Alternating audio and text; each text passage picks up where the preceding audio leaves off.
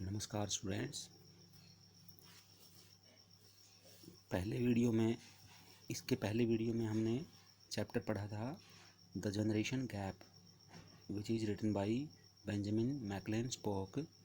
In this chapter Benjamin McLane Spock talks about the new ideas in new generations which is different from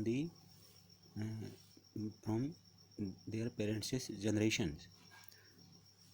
अर्थात बच्चों में नए विचार जो कि उनके माता पिता की पीढ़ी से अलग होते हैं और माता पिता को उन विचारों को स्वीकार करना चाहिए, ऐसा बेंजामिन मैकलेन स्पोक कहते हैं। उनको एक सकारात्मक रूप में लेना चाहिए। अभी हम कुछ इस चैप्टर का कुछ भाग हमने पढ़ लिया था और अब उसके आगे हम पढ़ेंगे। ये चैप्टर है बीए फर्स्ट ईयर के लिए इंग्लिश का। उसके आगे हम पढ़ते हैं। So they have had to cast themselves in the moulds of their parents. इस प्रकार से ये इसलिए उनको अर्थात बच्चों को अर्थात जो युवा है उनको अपने माता पिता के सांचे में अपने आप को ढालना होता है। They are made of their parents, क्योंकि आखिरकार वो अपने माता पिता से ही तो बने होते हैं। But to become an effective adult an individual must break off most of his dependence on his parents, not just free enough to leave home, but to develop ideas and aims of his own so that he can help to solve the existing problems of the society in which he will live। But to become an effective adult, एक प्रभावकारी वयस्क बनने के लिए किसी भी व्यक्ति को अपने माता पिता पर जो उनकी निर्भरता है उसको तोड़ना पड़ता है।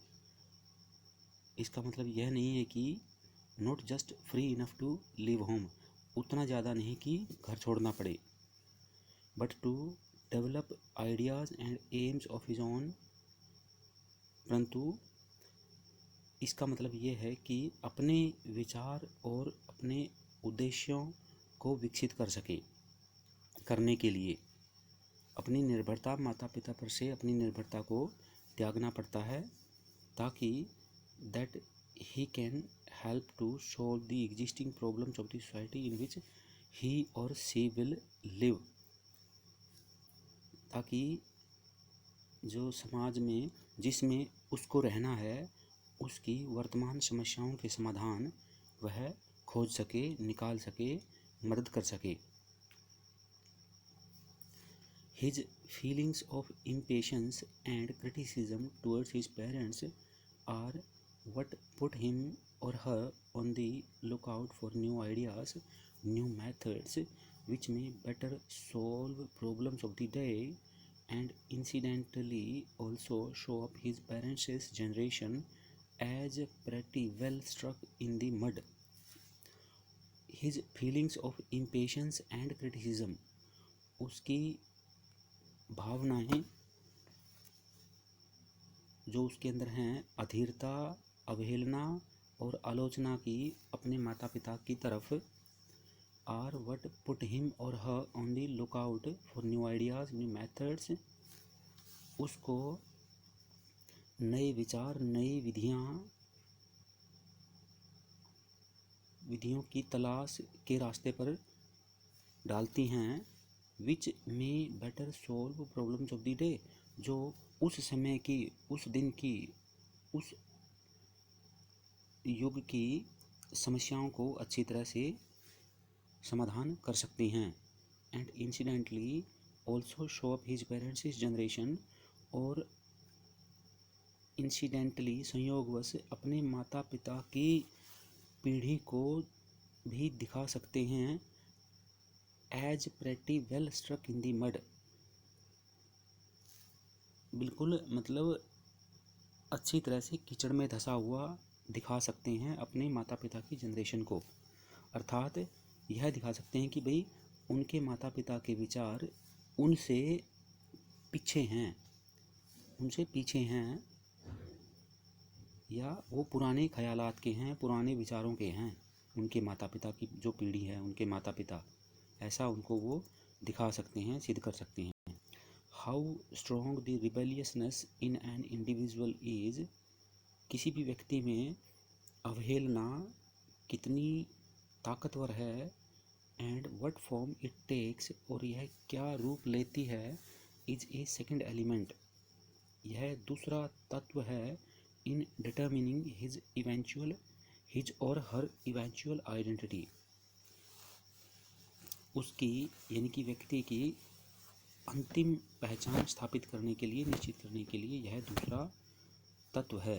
रिबेलियसनेस कितनी ताकतवर है किसी भी व्यक्ति में। The third element is the nature of the times and the needs of the times, तीसरा जो तत्व है इसका, अवहेलना का, किस रूप में अवहेलना हमें नज़र आती है न्यू जनरेशन्स में, उसका तीसरा रूप है समय की प्रकृति और समय की आवश्यकताएं। These call on youth for different qualities in different historical periods, विभिन्न ऐतिहासिक समयों में विभिन्न गुणों की, क्वालिटीज़ की मांग यह करती है, आवाहन करती हैं ये समय की प्रकृति और समय की आवश्यकताएं किसी भी व्यक्ति से, किसी भी यूथ से। एज एरिक एरिक्सन एक्सप्लेन्स इन यंग मैन लूथर, जैसे कि एरिक एरिक्सन अपनी किताब यंग मैन लूथर में बताते हैं, the corruption of the church in Martin Luther's time, Martin Luther के समय में चर्च में भ्रष्टाचार। The real need for major reform inspired in Luther fearlessness, clarity, eloquence and perseverance of heroic proportions. The real need for major reform, अर्थात church में जो भ्रष्टाचार था मार्टिन लूथर के टाइम में, समय में, उसने, इस बात ने, the real need for major reform, मुख्य सुधार की वास्तविक आवश्यकता ने लूथर में, मार्टिन लूथर में जगाई, इंस्पायर किया। क्या? निडरता, क्लैरिटी, स्पष्टता, इलोक्वेंस, भाषण देने की कला, और perseverance of heroic proportions, perseverance, दृढ़ता, उद्यमता, काम के प्रति लगन, एक नायक के प्रोपोर्शन की। इन ए लेस क्रिटिकल एज, अगर इतना मुश्किल समय नहीं होता या किसी कम मुश्किल समय में, Luther might have remained an undistinguished cleric, Luther हो सकता है एक बेनाम साधारण सा एक पादरी बनकर रह जाता, इतना महान व्यक्ति नहीं बनता फिर वो।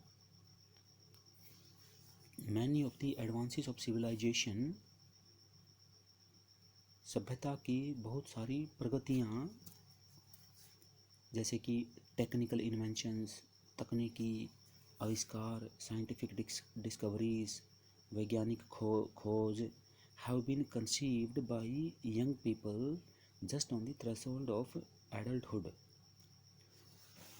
ये सभी युवा व्यक्तियों के द्वारा जब वो अपनी वयस्कता की दहलीज पर थे, उनके द्वारा ये किए गए हैं। Because they were impatient with the achievements of the past, क्योंकि वे अतीत में प्राप्त की गई उपलब्धियों से वो इम्पेशेंट थे, वो असंतुष्ट थे। एंड बिकॉज, और क्योंकि they had no need to defend the present, और उनको वर्तमान को भी बचाने की, रक्षा करने की ज़रूरत नहीं थी।